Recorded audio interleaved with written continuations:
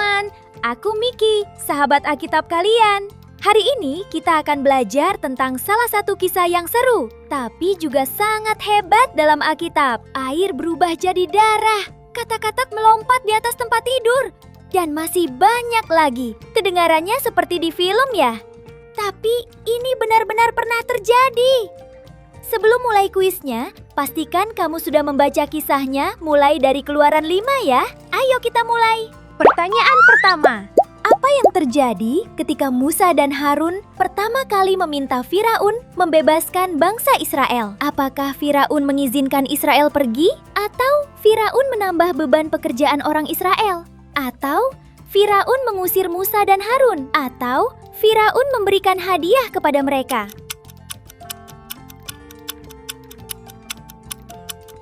Jawabannya adalah Firaun menambah beban pekerjaan orang Israel. Bukannya mengizinkan bangsa Israel pergi, Firaun malah marah. Bahkan membuat orang Israel bekerja lebih keras lagi. Mulai dari sinilah Tuhan menunjukkan kuasanya untuk membebaskan bangsa Israel.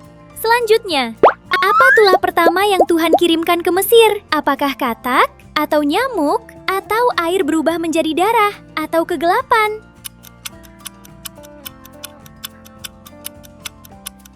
Jawabannya adalah air berubah menjadi darah.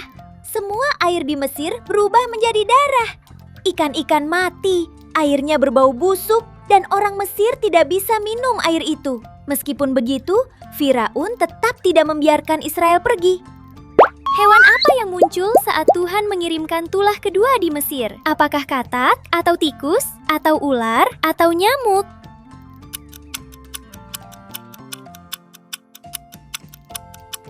Jawabannya adalah katak. Katak itu ada di mana-mana dan sangat banyak. Di rumah, di ruang tamu, di tempat tidur, bahkan di tempat makan. Coba bayangkan, kalau kamar tidurmu penuh dengan katak yang melompat-lompat. Pasti tidak bisa tidur kan?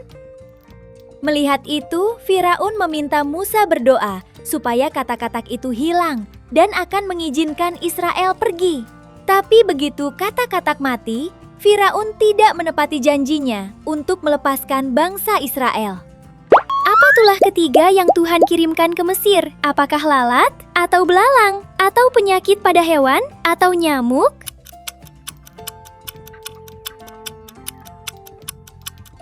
Jawabannya adalah nyamuk. Tuhan menyuruh Harun memukul tanah dengan tongkatnya, dan semua debu berubah menjadi nyamuk di seluruh Mesir. Ahli-ahli sihir Firaun mencoba meniru tulah ini, tapi mereka tidak bisa. Mereka sampai berkata kepada Firaun, "Ini pasti perbuatan Tuhan." Tapi walaupun sudah tahu itu dari Tuhan, Firaun tetap tidak mau mendengarkan. Firaun keras kepala.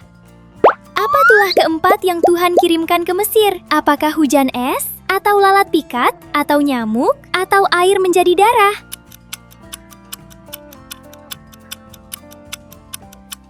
Jawabannya adalah lalat pikat. Tahukah kamu? Mulai dari tulah lalat, Tuhan membuat perbedaan yang jelas. Tulah-tulah ini hanya menimpa orang Mesir, tapi tidak menimpa bangsa Israel yang tinggal di tanah Goshen. Ini menunjukkan bahwa Tuhan melindungi umatnya. Sama seperti Tuhan melindungi bangsa Israel, Tuhan juga melindungi kita yang percaya kepadanya. Keren sekali ya! Wow, kamu sudah menyelesaikan setengah kuis ini. Yuk kita lanjutkan ke pertanyaan berikutnya. Apa yang terjadi pada hewan ternak orang Mesir pada tulah kelima? Apakah lari ke padang gurun, atau mati karena penyakit, atau berubah warna, atau tidak bisa berjalan?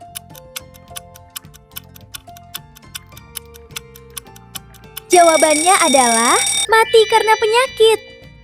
Semua ternak orang Mesir, kuda, keledai, unta, lembu, dan tabing domba mati karena penyakit yang parah.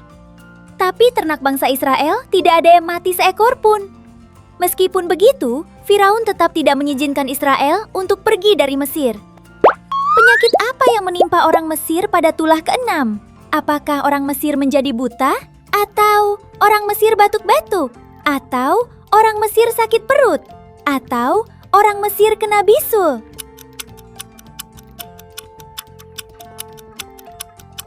Jawabannya adalah orang Mesir kena bisul. Tuhan menyuruh Musa dan Harun mengambil abu halus, lalu melemparkannya ke udara di depan Firaun. Abu itu berubah menjadi debu yang membuat orang Mesir dan hewan milik mereka terkena bisul. Bisu adalah penyakit kulit yang sangat menyakitkan. Bahkan para ahli sihir Firaun pun tidak bisa berdiri di depan Musa karena mereka juga terkena bisul.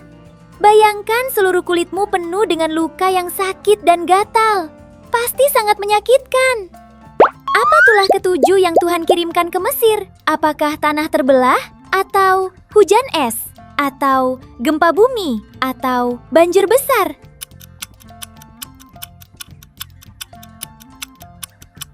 Jawabannya adalah hujan es. Tuhan menurunkan hujan es yang sangat dahsyat. Ini adalah sesuatu yang tidak pernah terjadi sebelumnya di Mesir.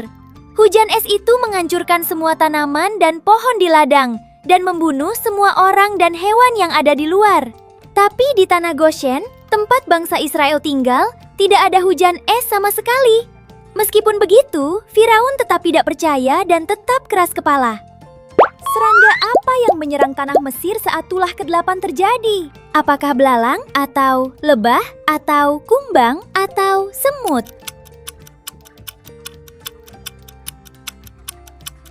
Jawabannya adalah belalang. Belalang-belalang ini begitu banyak sampai menutupi tanah dan memakan semua tanaman yang tersisa setelah hujan es. Sekarang orang Mesir tidak punya makanan lagi. Situasinya semakin parah. Berapa lama kegelapan berlangsung pada tulah ke-9 di Mesir? Apakah 1 hari? Atau 2 hari? Atau 3 hari? Atau 7 hari?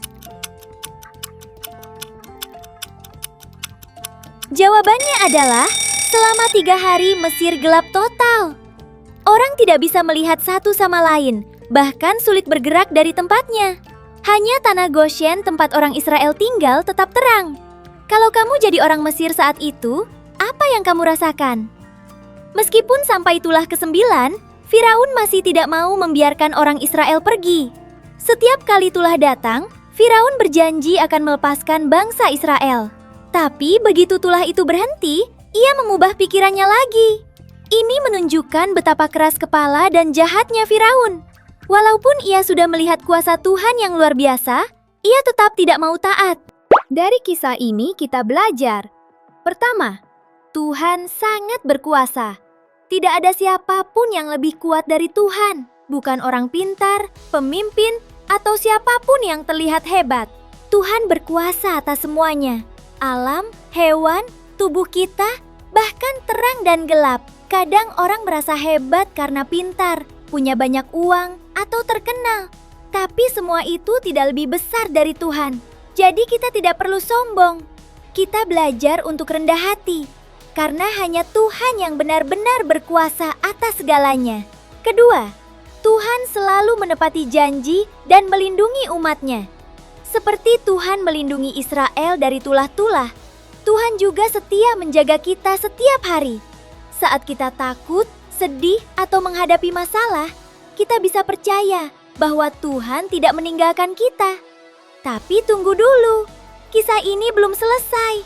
Karena masih ada satu tulah lagi yang luar biasa dan menjadi awal sejarah perjalanan bangsa Israel yang akan kita bahas di kuis selanjutnya.